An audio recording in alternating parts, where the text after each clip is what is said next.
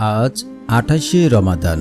ইফতার সামনে নিয়ে আল্লাহ তাআলার এই শক্তিশালী নাম যদি আপনারা ১০৩ বার পড়েন, আপনার জীবনে কখনোই টাকার অভাব হবে না, আপনি জীবনে কখনোই দারিদ্রতা হবেন না।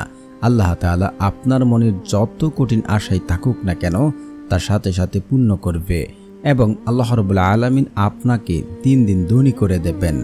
আজ পর্যন্ত এই আমল করে ব্যর্থ হয়েছে এমন একটি লোক আপনি খুঁজে পাবেন না ইনশাআল্লাহ। কারণ আজকের আমলটি অত্যন্ত গুরুত্বপূর্ণ। মাহে রমজান শেষ হয়ে যাচ্ছে, যদি আপনারা সঠিক নিয়ম মেনে সঠিকভাবে আমলটি করতে পারেন, আপনার জীবনে যা চাইবেন তাই পাবেন। আল্লাহ তাআলা আপনাকে তাই দান করবেন যদি আপনারা সঠিকভাবে চাইতে পারেন। তাই আপনাদের বলছি, না টেনে সম্পূর্ণ ভিডিও দেখার অনুরোধ রইল। আর যারা এখনও এই চ্যানেলটি সাবস্ক্রাইব করেননি, দয়া করে চ্যানেলটি সাবস্ক্রাইব করে পাশে থাকবেন। আপনি যদি চান যে আপনার ধন সম্পদ দিন দিন বৃদ্ধি হোক, আল্লাহ তাআলা আপনাকে ধনী সম্পদশালী বানিয়ে দেখ, তাহলে আপনি মাহে রমজানের শেষের দিকে আল্লাহ তাআলার এই শক্তিশালী নামটি আপনারা ১০৩ বার পড়বেন ইফতার সামনে নিয়ে। ইনশাআল্লাহ আল্লাহ চাইতো আপনার জীবনের অভাব অনটন ছুলে যাবে। যাদের সংসারে অভাব অনটন ঘিরে রয়েছে, কোনোভাবেই যেন অভাব অনটন শেষ হচ্ছে না, জীবনে কোনোভাবেই সাফল্যতা আসছে না, আপনারা কিভাবে এই অভাব অনটন দূর করবেন, দারিদ্রতা দূর করবেন, ভাগ্যের চাকা পরিবর্তন হচ্ছে না, আল্লাহ রাব্বুল আলামিনের কাছে চেয়েও কেন সঠিকভাবে ফলাফল পাচ্ছেন না, আল্লাহ রাব্বুল আলামিনের কাছে আপনি এইভাবে এই পদ্ধতিতে চাইতে দেরি হবে, আপনার এই সকল অভাব অনটন দুঃখ কষ্ট দূর হতে এক মুহূর্ত দেরি হবে না, কখনোই না। এটা আল্লাহর ওয়াদা। আল্লাহ তাআলা পবিত্র কোরআনে বলেন, তোমরা আমার কাছে দোয়া করো, আমি তোমাদের দোয়াই কবুল করব। আর মাহে রমজানে প্রত্যেক দিন প্রত্যেক ব্যক্তির একটি করে দোয়া আল্লাহ রাব্বুল আলামিন কবুল করে থাকেন। আল্লাহ রাব্বুল আলামিন তার বান্দাদের খালি হাতে ফেরত দেন না। রাসূল সাল্লাল্লাহু আলাইহি ওয়াসাল্লাম হাদিসে ইরশাদ করেন, যখন কোনো বান্দা আল্লাহ তাআলার কাছে সঠিক নিয়মে সঠিক পদ্ধতিতে দুহাত তুলে দোয়া করে, আল্লাহ তাআলা ওই বান্দার দুহাতকে খালি হাতে ফেরত দিতে লজ্জাবোধ করেন। আল্লাহ তাআলা তার বান্দাদের খালি হাতে কখনোই ফেরত দেন না। যে ব্যক্তি আল্লাহ তাআলার উপরে ভরসা করে, আল্লাহ তার জন্য যথেষ্ট হয়ে যান। সূরা তালাক আয়াত নাম্বার ৩। রাসূল সাল্লাল্লাহু আলাইহি ওয়াসাল্লাম বলেন, যদি তোমরা আল্লাহর উপর যথাযথ ভরসা করতে, তবে আল্লাহ তাআলা তোমাদের পাখির ন্যায় রিজিক দান করতেন। পাখি সকাল ক্ষুধার্ত অবস্থায় বাসা থেকে বের হয়ে যায় এবং সন্ধ্যায় উদার ভর্তি করে ফিরে আসে। সুনানে আহমদ অধ্যায় নাম্বার ১ হাদিস নাম্বার ৩০, তিরমিজি শরীফের হাদিস ২৩৪৪ নম্বর হাদিস। আমরা এই আয়াত এবং হাদিস থেকে বুঝতে পারি, আল্লাহ তাআলা যদি কারোর জন্য যথেষ্ট হয়ে যায়, তার জীবনে আর কি লাগবে, কি প্রয়োজন। এবং আল্লাহ রাব্বুল আলামিনের উপরে ভরসা করলে আল্লাহ তাআলা যেভাবে পাখিদেরকে খাবার দেন, ঠিক তেমনি আমাদেরকেও রিজিক দান করতেন। আল্লাহ তাআলার কাছে কোনো কিছুর অভাব নেই।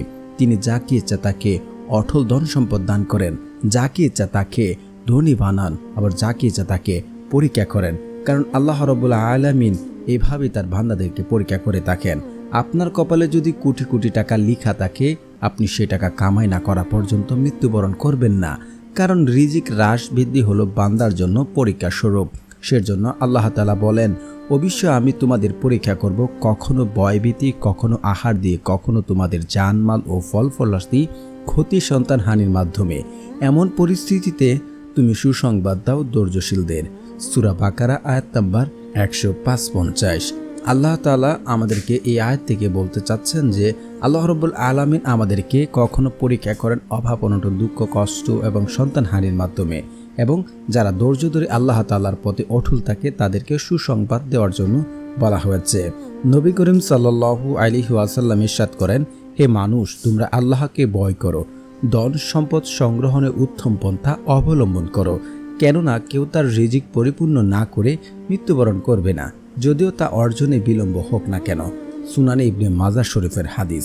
তো আমরা এই হাদিস থেকে অসংখ্য কোরআনের আয়াত থেকেও জানতে পারি যে আল্লাহ রাব্বুল আলামিন তার বান্দাদেরকে অনেক নিয়ামত দান করেছেন, এবং দুনিয়াতে যত কিছু দেখতে পাচ্ছেন সব কিছু আল্লাহ তাআলা আমাদের গোলামের জন্য তৈরি করেছেন, এবং মানুষকে তৈরি করা হয়েছে আল্লাহ রাব্বুল আলামিন ইবাদত করার জন্য। জিন এবং মানুষকে সৃষ্টি করেছেন কেবলমাত্র আল্লাহ তাআলার ইবাদত করার জন্য। তো আমরা যদি চাওয়ার মতো চাইতে পারি, ইফতার সামনে নিয়ে মাহে রমজান চলে যাচ্ছে, আল্লাহ রাব্বুল আলামিন আমাদের দোয়া ফেরত দেবেন না। কারণ ইফতার সামনে নিয়ে কোনো ব্যক্তি দোয়া করলে তার দোয়া আল্লাহ তাআলা ফেরত দেন না। মাহে রমজানে প্রত্যেক দিন প্রত্যেক ব্যক্তির একটি করে দোয়া কবুল করা হয়। যদি আমরা এইভাবে সঠিকভাবে পদ্ধতিতে চাইতে পারি, আপনার জীবনে কখনোই অভাব অনটন আসবে না, দারিদ্রতা আসবে না, আপনার ঘরে অভাব অনটন থাকবে না। এবং আপনি যদি কঠিন বিপদেও পড়ে থাকেন, সে বিপদ আপদ আল্লাহ রাব্বুল আলামিন উদ্ধার করার ব্যবস্থা করে দেবেন। এখন কথা হচ্ছে যে আমরা তাহলে আল্লাহ তাআলা যদি এত কিছুই দেন, আমরা এই যে আল্লাহ তাআলার কাছে দোয়া করছি, আল্লাহ তো আমাদের দোয়া কবুল করছে না, আমরা তো ফলাফল পাচ্ছি না। দেখুন, আল্লাহ রাব্বুল আলামিন বান্দাদের দোয়া তিনভাবে কবুল করে থাকেন, এবং যাদের মাঝে সমস্যা রয়েছে, যারা এই ভুলগুলো করে, তাদের দোয়া আল্লাহ রাব্বুল আলামিন কখনোই কবুল করেন না। এই 5টি ভুল। এক হচ্ছে যে ব্যক্তি 5 ওয়াক্ত নামাজ পড়ে না, তার আমল নামায় বা তার আমল কবুল করতে চান না। যেমন 5 ওয়াক্ত নামাজ পড়লে আল্লাহ রাব্বুল আলামিন ওই ব্যক্তি রিজিকের অভাব দূর করে দেন, তার অভাব অনটন দূর করে দেন, তার রিজিক বৃদ্ধি করে দেন। দ্বিতীয়ত হচ্ছে যে ব্যক্তি পিতামাতার অবাধ্য সন্তান, তার দোয়া কবুল করা হয় না। তৃতীয়ত হচ্ছে যে ব্যক্তি হারাম খাবার খাবে, তার দোয়া কবুল করা হবে না, কখনোই না। কারণ আল্লাহ রাব্বুল আলামিন তিনি পবিত্র, তিনি পবিত্রতা পছন্দ করেন। হারাম দ্বারা গঠিত শরীর জান্নাতে প্রবেশ করে না, ঠিক তেমনি হারাম দ্বারা খেয়ে দোয়া করলে আপনার দোয়া কবুল হবে না। চতুর্থত হচ্ছে আত্মীয় সম্পর্ক চিহ্নিতকারী ব্যক্তির দোয়া আল্লাহ রাব্বুল আলামিন কবুল করেন না। যে ব্যক্তি দোয়াতে আত্মীয় সম্পর্ক চিহ্নিত করার দোয়া করে এবং বাস্তবত তাদের সাথে সম্পর্ক রাখে না, তাদের দোয়া কবুল করে না। সর্বশেষ হচ্ছে যে ব্যক্তি তাড়াহুড়া করে, তাড়াহুড়া করলে কখনোই দোয়া কবুল হবে না। আপনি আমল করছেন, দোয়া করছেন, আল্লাহ রাব্বুল আলামিন 3 পদ্ধতিতে যে কোনো এক পদ্ধতিতে আপনার দোয়া কবুল করে নেন। যেমন আপনি যা চাচ্ছেন, টাকা পয়সা ধন দৌলত যা চাচ্ছেন, আল্লাহ রাব্বুল আলামিন সরাসরি আপনাকে তা দিয়ে দেবেন, কারণ আল্লাহ রাব্বুল আলামিন না করতে জানেন না। এবং দ্বিতীয়ত হচ্ছে হয়তো আপনার জীবনে বড় কোনো বিপদ আপদ আসতো, এই দোয়ার মাধ্যমে আল্লাহ রাব্বুল আলামিন এই বিপদ আপদ থেকে বাঁচিয়ে রাখেন। তৃতীয়ত হচ্ছে আখিরাতের জন্য আল্লাহ তাআলা রেখে দেন।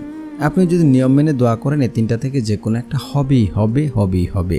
কারণ দোয়া কখনোই বিফলে যায় না, কখনোই না, যদি আপনারা নিয়মটা ভালো করে ফলো করে আমল করতে পারেন। তো এই শর্তগুলি যদি আপনারা তাড়াহুড়া যদি নাও করেন, তাহলে এই 5টি শর্ত যদি আপনারা মেনে আমল করেন, আপনাদের দোয়া আল্লাহ রাব্বুল আলামিন কবুল করবেন এবং যা চান তা পাবেন। এখন কথা হচ্ছে, তাহলে আজকের এই আমলটি আমরা কিভাবে করব? আমলটি করার জন্য আপনাদেরকে অবশ্যই ইফতারের আগে ভালো করে উজু করে আসবেন। উজু করে এসে আপনারা ইফতার সামনে নিয়ে বসবেন।